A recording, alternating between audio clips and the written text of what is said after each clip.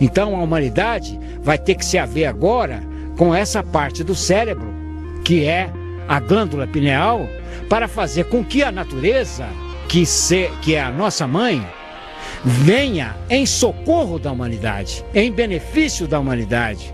Aí a humanidade toda se interagindo com a natureza, compreendendo a natureza, dialogando com ela, porque isso é possível, então ela não vai mais maltratar os seus filhos.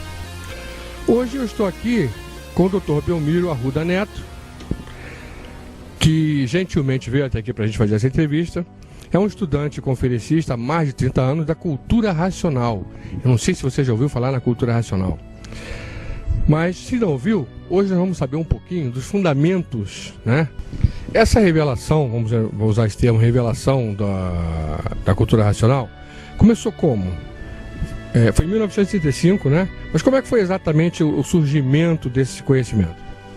Muito bem. Aqui no Rio de Janeiro, no Meier, no ano de 1935, um senhor que era presidente de uma agremiação espiritual, por nome Tenda Espírita Francisco de Assis, teve uma orientação e ordem de fechar a tenda espírita e não atender mais ninguém, porque o mundo iria entrar numa outra fase que seria de muito desfavorecimento da humanidade por essa nova fase que iria entrar, que a fase do pensamento iria acabar, iria terminar. E ia entrar uma outra fase, a fase do desenvolvimento do raciocínio. E que seria essa fase, a fase de redenção da humanidade.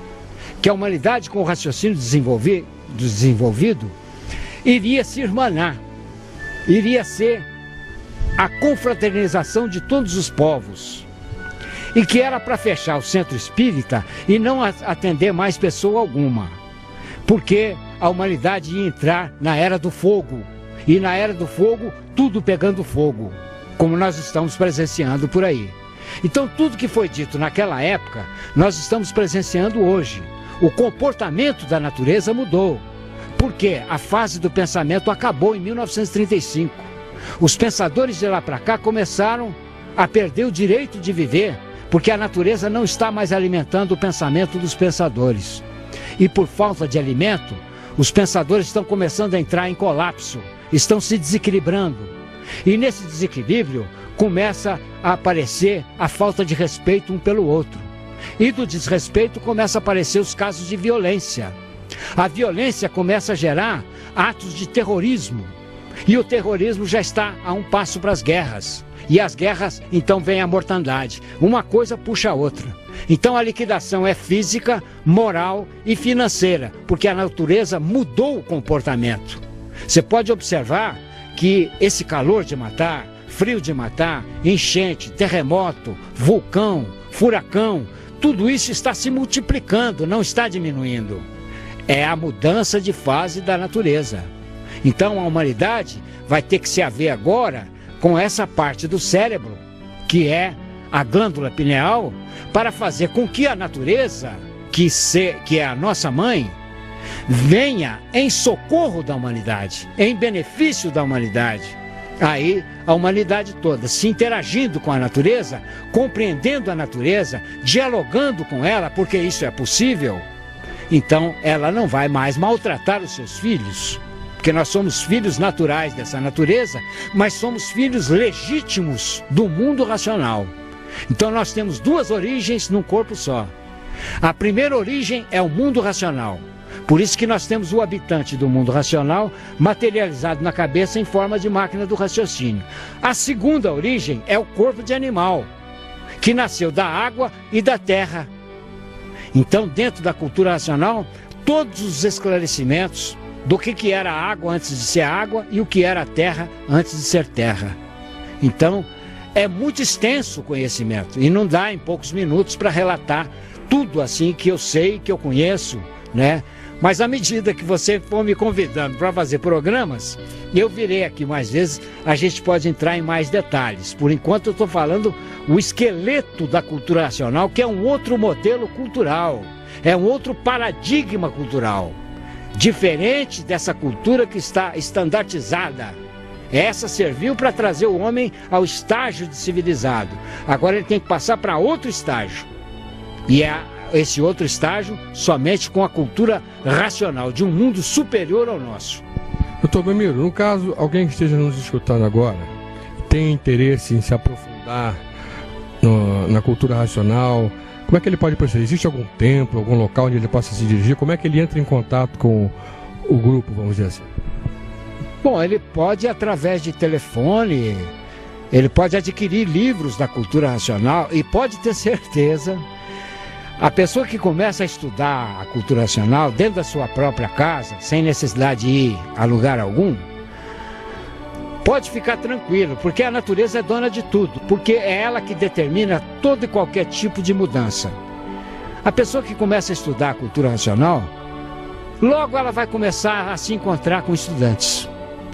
Ela toma um táxi, ela toma um ônibus, ela de repente em conversação aqui com uma pessoa, com outra, ah, você estuda isso, eu também estudo e tal, vamos encontrar em casa e tal, vamos bater um papo a respeito do assunto e começa a se irmanar com um, com o outro, sabe?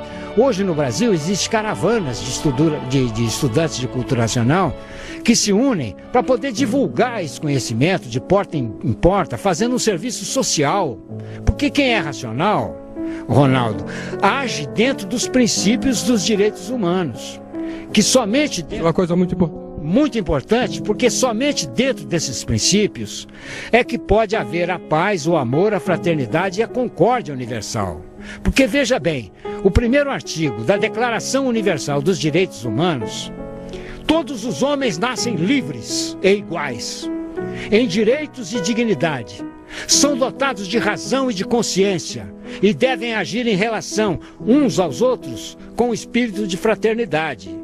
Mas isso só é possível com o raciocínio desenvolvido, porque o pensamento é assim, primeiro eu, segundo eu, terceiro eu e o resto que se dane. Agora, racional não, você faz o bem sem olhar a quem. Você divulga a cultura racional sem ver se aquele é pobre, se é rico, se é médio, se é preto, se é branco, se é amarelo, não importa. Todos são de origem racional. Só que estamos vivendo fora do nosso mundo de origem e ficou tudo diferente um do outro. Deformou cada um de acordo com o grau que fez por onde merecer ficar. Então é isso, a fraternidade existe. E a cultura ajuda o indivíduo a tomar esse caminho, né? Tranquilamente, é o que vai levar o homem à geração do terceiro milênio. Mas como é que ele faz para conseguir esse livro? Tem algum telefone que a gente possa dar para o pessoal, algum contato? É fácil. Ela liga e pede. Pede o livro Universo em Desencanto, que é esse livro aqui. Aí a pessoa vai pegar o livro e vai ler dentro de casa mesmo. A leitura é simples.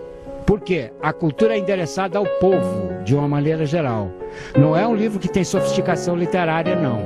E nem essas verborragias científicas, não. É um livro escrito ao povo, endereçado ao povo. Então a linguagem é humilde, é simples, acessível a qualquer camada social, a qualquer nível de escolaridade. Então qualquer pessoa pode ler e entender e ser beneficiado dentro da sua própria casa. Muito bem, quero agradecer então ao Dr. Belmiro aqui, a sua presença, né? Se tiver interesse, use esse telefone e adquire um livro, não é isso, doutor? Corretamente. Tá, muito obrigado.